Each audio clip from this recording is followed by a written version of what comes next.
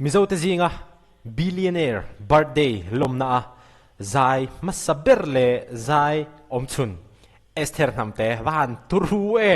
made in India zuk sale ngat maya address te lahin me reu angreng lutuka ama te himo ti chuanin a hlathan te hi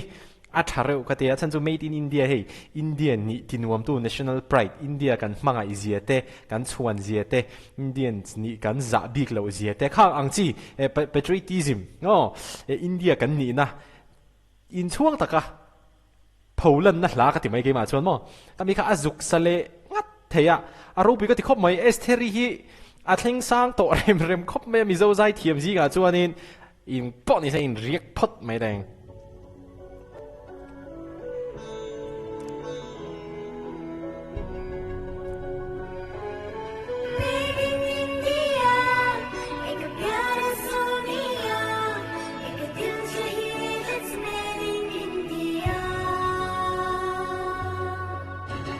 la te hi chu asil hrim hrim mo India kan diverse zia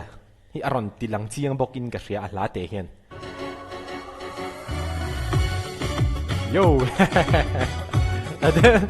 dance move te po nei chato pian Adani hian in tuna hian in 86.9 billion US dollars vela nei in ka ria tuna hian mo hausa turu takani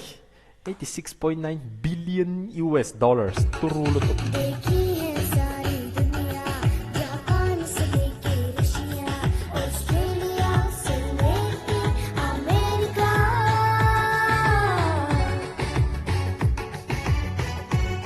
foreign ram tam tak kan thria ne an hun moi je te ma se chung zong zong kan thria to nu pon India ram hi chu ala moi tho tho la ro pui tho tho chonin thil pakhat ka comment du chu hei address te hi a traditional Mizo minzuk represent rem khop mai Mizoram chuanin sari avahan a common lo khop mai hetia hi chu a fusion ate hi mo an lom ka tang khulam mi te po khwan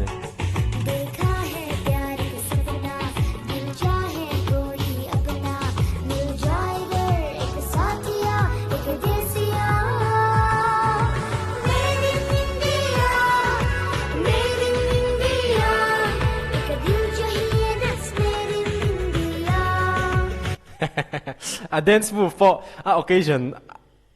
as in a thare khop mai a cute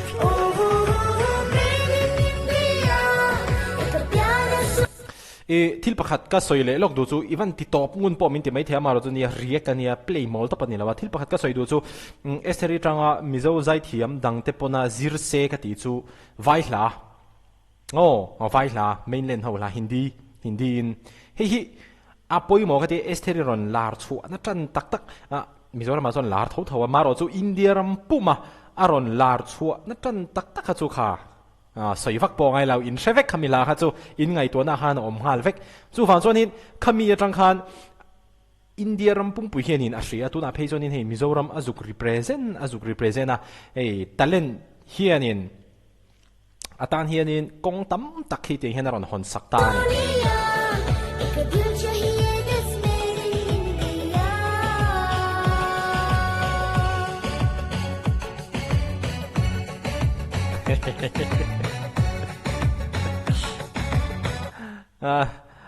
ngara hey than la uluk lutung khita me di mu no man di ni hey an ma ni po hian mo hey po lo khina sal lutuk an lom lutuk ani te hey sai tong khanin lo in chuan pui ve veng na thamani ama chu shami lo mai la mar chu hey Mizo ni na hrim ma tang khan chuanin he thil hian ni mi tam tak bikin thalai te tan zirtir thatak anein ka ria ma sabera chuanin kan skills nei angang te hi kan improve zel turani kan thenjin rang ma kan son zel turani ador le chuanin engtiklai po kan lo in bot saya in ring kan lo om chuan kan tan opportunity ron om chi khan kan lo in rin lok chuan kha opportunity kha alo grab thei don ani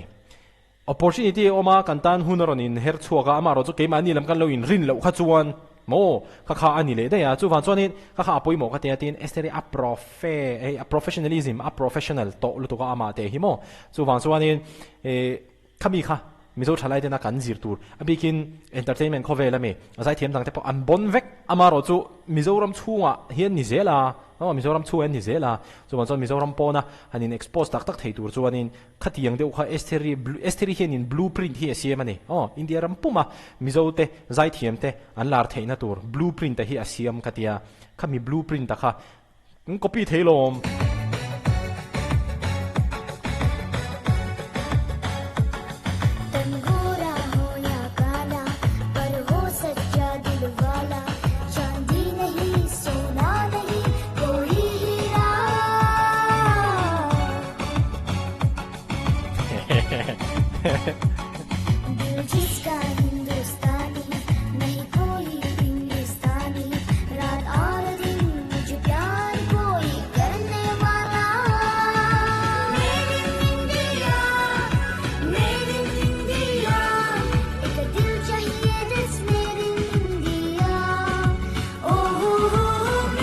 Made in India te phe chu India ram pum puitan hianin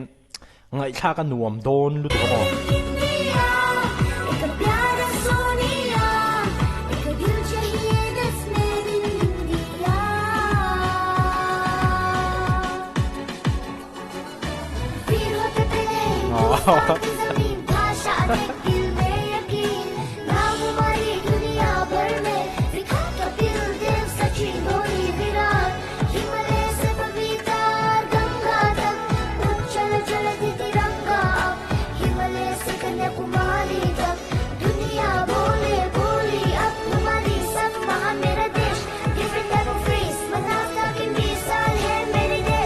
awan zai an rep pop maya Himalaya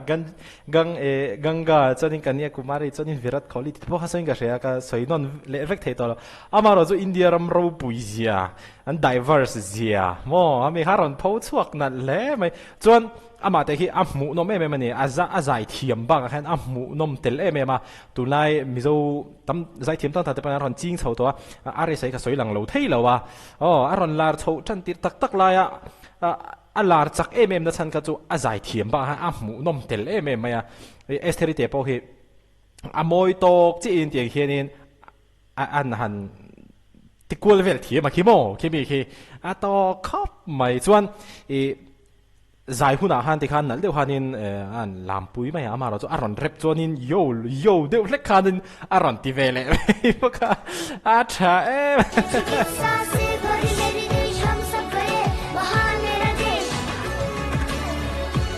Yay!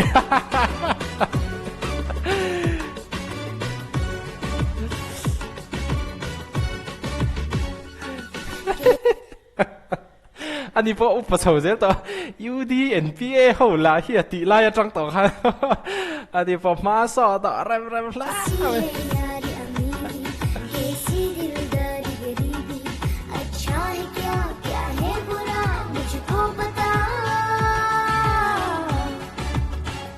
thil pakhat soi le do kan nei ka ti chu mo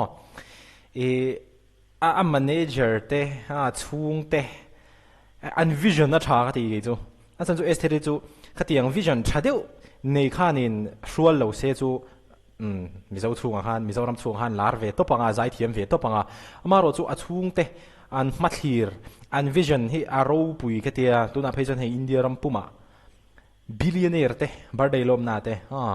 Mizo zi nga chuanin som zai tur som om chun to aro puilu to gani kan Mizo culture Mizo music engkim azuk represent chalutuk ani kami kha ka react cha ka chuwang chuanin kan ron react ani aro puilu tuk chuanin Mizo zi nga chuanin soi tong han ma po ka react to 1 million subscribers nei tling ma saberani chunia Mizoram pona kanin expose thiam po le Mizo mai ni lo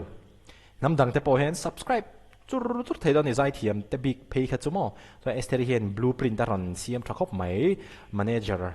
vision nei thadeu nei chuan namdang la sak la chau ni lo India ram lar du chuan vai la te po khabi kha anon riek ve luai ani chu thiam le thiam lowin video la in mulai theu do ne